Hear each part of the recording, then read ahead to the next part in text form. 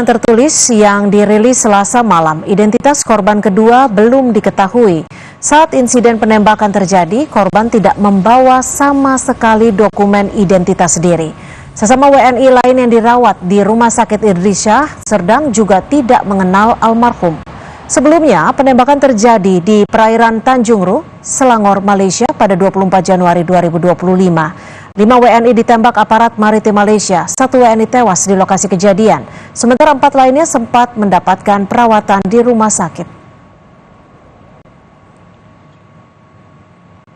Seorang warga negara Indonesia yang kritis akibat penembakan aparat maritim Malaysia meninggal dunia Selasa 4 Februari 2025 di Rumah Sakit Idris Syah Serdang, Selangor, Malaysia.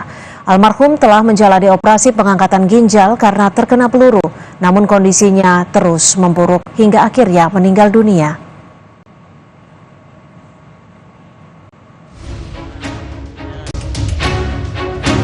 Kasus penembakan 5 WNI oleh aparat maritim Malaysia pada 24 Januari 2025 hingga kini belum terungkap siapa saja yang terlibat atas penembakan itu.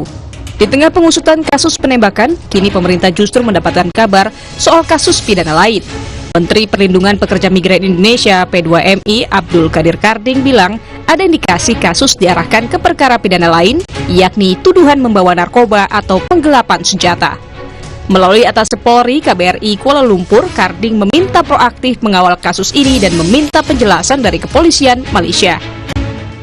Yang saya tidak tahu benar atau tidak, yang saya kira harus kita waspadai juga adalah ada isu bahwa isunya diarahkan pada tuduhan membawa narkoba atau penggelapan senjata. Ini harus kita cek lagi secara benar. Makanya saya minta waktu itu kepada teman-teman atas kepolisian di sana untuk sangat proaktif untuk hal-hal ini.